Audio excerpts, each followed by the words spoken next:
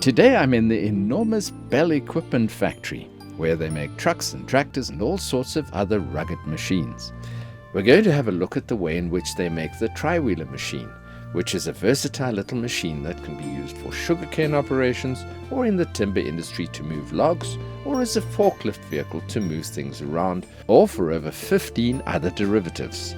The frame of the tri-wheeler is made almost entirely of steel plates and structural tubing. Here, steel plates of various size and thickness are brought into the factory by trucks and are moved around by these massive cranes. The first process is to cut the metal into the multitude of shapes. Plate up to 12 mm in thickness is plasma cut in the material preparation section. Secondary processes such as bending or drilling or chamfering or tapping threads are also done here. The plasma cutting machines that are used here are very accurate, cutting to an accuracy of 1 mm. Other plate is laser cut, also on a computer-controlled cutting machine, with accuracy of 0.2 of a millimeter. The various raw parts are made according to a drawing that has been designed by an engineer. Some of the metal parts are powder-coated to provide a hard, very tough and corrosion-resistant surface. In the first step of powder coating, each piece of metal passes through an acid bath to remove all dirt, oil and rust, and to etch the metal to enable the powder to adhere to the surface. Next, the metal parts pass through a spraying tunnel, where they are spray coated with powder. In the third step, each piece passes through a furnace, where the powder is baked onto the part. Once they've been made, the tanks and frames and brackets are taken to the fabrication section. Here they are put into a jig which places them accurately, and a boilermaker tacks them into place with small welds. Using a jig ensures that each part is placed exactly in the right place. You can imagine how much work there'd be to fix a piece that's been welded out of position by a couple of millimeters. The jig takes this possibility out of play. The tack weld is followed by the final weld, which is very accurately done according to strict specifications.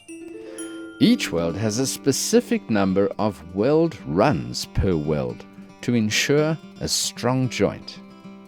Welding is always done from above, so that the molten metal falls into the gap between the two pieces of metal. This welding manipulator can be rotated to allow each section to be reached from above by the boilermaker.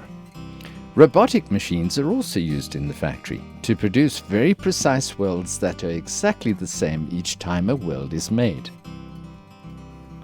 Once each section is complete, it's placed into another jig where the completed frame of the machine is fabricated. The sections are welded together, and now we can see the machine shape starting to appear. Once the frame is complete, the three-wheeler is sandblasted to prepare the surface and painted with a primer paint.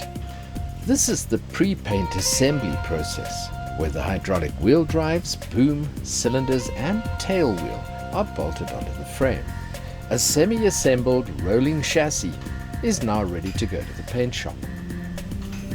The machine is now ready for painting, and a top coat is applied.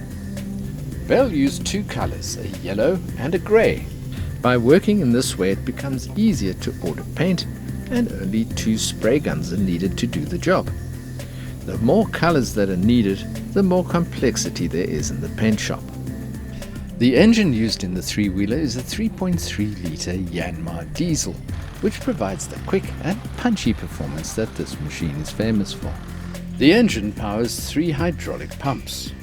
One pump is used to power each wheel, and the last pump is used for the boom or for the grab or forklift functions. This eliminates drive shafts and gearboxes and other parts, making it a much simpler system with less to break down in the field. Each wheel is controlled individually by 2 foot pedals, so it's quite a skill to learn driving with no steering wheel. The cylinders and other drive parts are also made in the factory. Here, the rods of the boom cylinder, which is mounted on top of the machine to raise and lower the boom, is friction welded. During friction welding, the metal melts to create a perfect fusion of the parts. The grab is assembled, with huge chrome-plated pins being used to link everything together.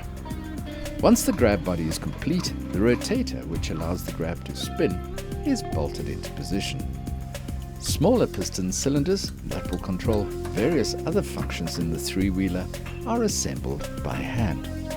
The seat and other cabin parts and controls, as well as the electrical system, are fitted into place. The tri-wheeler uses huge tires which are 1,4 meters high. The tires are air-filled and are very rugged to handle rough ground with ease. The machine is started and brought up to running temperature, and an initial check is done to ensure that the hydraulic and electrical systems are operating correctly. If the tri-wheeler passes the test, it runs for 5 hours to be certain that the machine is perfect. These machines are guaranteed and are shipped all over the world, so being sure that everything is working perfectly at this stage is much cheaper than having to send an engineer halfway around the world to fix a problem in the field.